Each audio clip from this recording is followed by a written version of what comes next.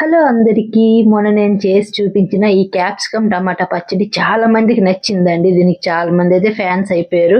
అంటే క్యాప్సికమ్ టమాటా కలిపి ఇలా పచ్చడి చేయొచ్చని, ఆ పచ్చడి ఎంత టేస్టీగా ఉంటుంది. ఇప్పటి వరకు తెలియదండి క్యాప్సికమ్ టమాటా కలిపి ఇలా పచ్చడి చేస్తారని. ఇప్పుడే మీ వీడియో చూసి తెలుసుకున్నాం, చేసాం, చాలా బాగా చూపించారు అని. మీకు ఒక విషయం అయితే చెప్పాలనుకున్నానండి. ఒక 5 నెలల క్రితం మా బాబుని తీసుకురావడానికి స్కూల్కి వెళ్ళేటప్పుడు రిసెప్షన్ దగ్గర, మేడం మీరు ఒక్క నిమిషం ఉండరా, మీతో ఒక మేడం కలాలనుకుంటున్నారు అని. అప్పుడు నేను యూట్యూబ్ స్టార్ట్ చేయాలనుకుంటున్నాను, మీరు యూట్యూబర్ కదా అనేసి అడిగితే, అవునండి, కానీ యూట్యూబ్ స్టార్ట్ చేసే ముందు యూట్యూబ్ గురించి క్లియర్గా తెలుసుకోండి. షార్ట్స్ పెట్టాలనుకుంటున్నారా, వీడియోస్ పెట్టాలనుకుంటున్నారా? షార్ట్స్ అయితే 3 నెలల్లోనే గ్రోత్ కావాలి, వీడియోస్ అయితే సంవత్సరం.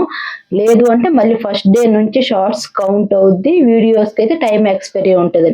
ఇవన్నీ ఏం పర్వాలేదండి, మేనేజ్ చేసుకోగలను అన్నారు. సమస్యలు అనేవి చెప్పి రావండి అని కూడా చెప్పారు. పర్లేదండి, నేను మేనేజ్ చేసుకోగలను స్టార్ట్ చేశారు. ఇప్పుడు 5 నెలలు అయిందండి, అసలు ఏ మాత్రం గ్రోత్ రాలేదట. ఏం చేయాలి మేడం అని ఈ రోజు కలిసి అడిగారండి. మరి ఛానల్ పెట్టేటప్పుడు వదిలేరు కాబట్టి మీకు వీలు ఉండేటప్పుడు ఏది దొరికితే అది పెట్టండి అని చెప్పాను.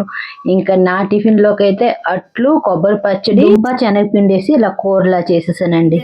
ఈ రోజు మా ఇంట్లో టిఫిన్ ఆ మేడమే కాదండి, స్కూల్ నుండి ఒకసారి కాల్ చేసి మా వారికి ఇదే విషయం కోసం అడిగారు. బయట గుళ్ళు దగ్గర బయటకు వెళ్తే ఎవరైనా ఇదే విషయం కోసం అడుగుతున్నారు.